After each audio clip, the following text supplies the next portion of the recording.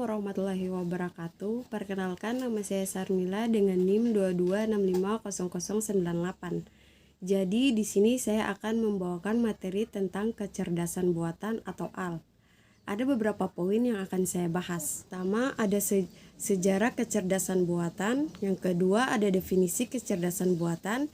Yang ketiga, ada kecerdasan buatan menurut para ahli. Dan yang keempat, kelebihan dan kekurangan kecerdasan buatan. Yang kelima, ada 4 bagian penting kecerdasan buatan. Yang keenam, ada contoh kecerdasan buatan. Masuk pada poin pertama, yaitu sejarah kecerdasan buatan. Sejarah kecerdasan buatan dimulai pada zaman kuno dalam mitos, cerita dan desas-desus tentang makhluk buatan yang berkelahi dengan kecerdasan atau kesadaran oleh pengrajin. Benih-benih kecerdasan buatan modern ditanam oleh para filsuf klasik yang berusaha menggambarkan proses berpikir manusia sebagai manipulasi simbol secara mekanis. Karya ini memuncak dalam penemuan komputer digital yang dapat diprogram pada tahun 1940-an. Sebuah mesin yang didasarkan pada esensi abstrak penalaran matematika. Perangkat ini dan ide-ide di baliknya menginspirasi segelintir ilmuwan untuk mulai serius membahas kemungkinan membangun otak elektronik. Kedua, definisi kecerdasan buatan. Kecerdasan buatan atau AL adalah bidang ilmu komputer yang dikhususkan untuk memecahkan masalah kognitif yang umumnya terkait dengan kecerdasan manusia, seperti pembelajaran, penciptaan, pengenalan gambar.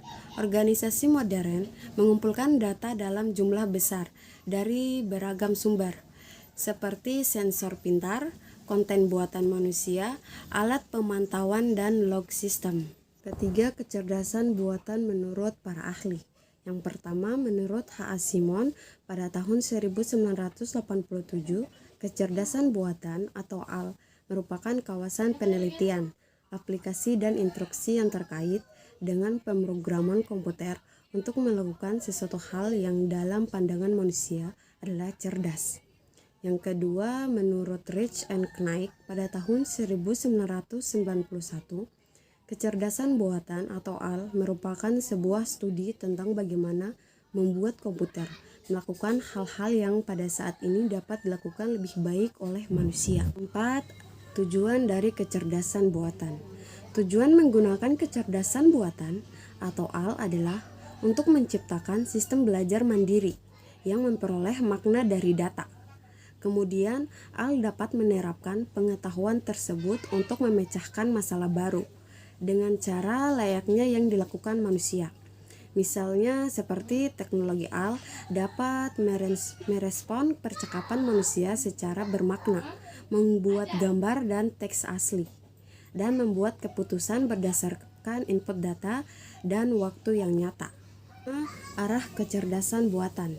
Yang pertama, mengembangkan metode dan sistem untuk menyelesaikan masalah kecerdasan buatan dengan mengikuti cara manusia menyelesaikannya atau sistem pakar _expert systems.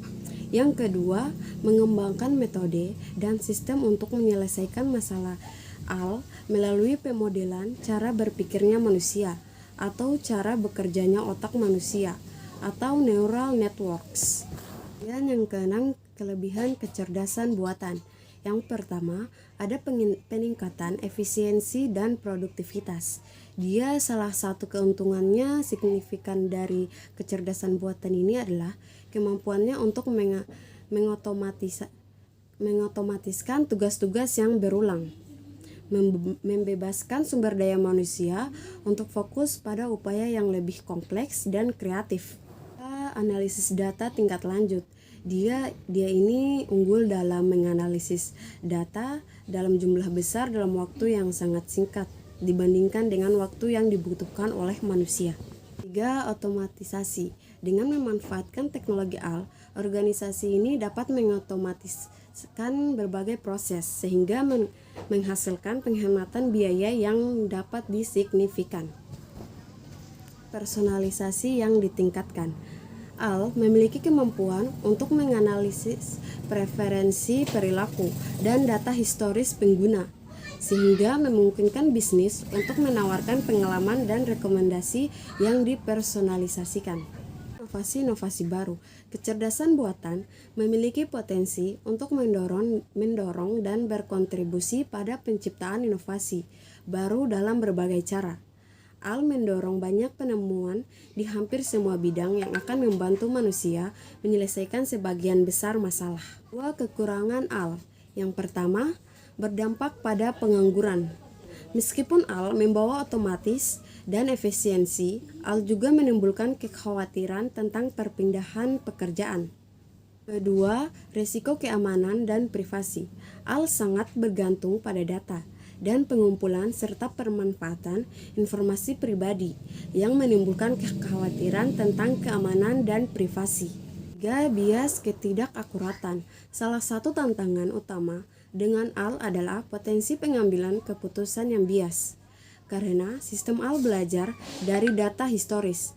Sistem AL ini dapat melengkapkan bias dan ketidaksetaraan yang ada dalam data, membuat manusia malas dan tidak kreatif. Seperti yang sudah dijelaskan sebelumnya, manusia kini bisa menggunakan AL untuk melakukan mayoritas pekerjaan mereka. Di dunia akademik, AL dapat melakukan penelitian dan membantu menulis mayoritas makalah. 5. Tidak bisa sepenuhnya meniru manusia.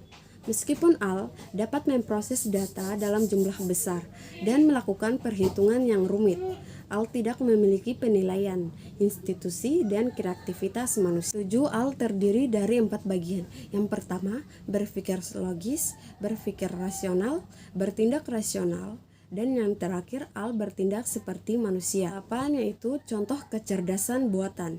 Yang pertama, asisten virtual. Yang kedua, GPS navigation. Yang ketiga, filter Instagram. Yang keempat, keyboard virtual. Yang kelima, layanan hiburan seperti film, musik, dan aplikasi streaming lainnya. Yang kelima, layanan konsumen virtual atau chatbot. Yang keenam, melakukan pencarian di laman internet. Yang ketujuh, media sosial. Dari saya, terima kasih. Wassalamualaikum warahmatullahi wabarakatuh.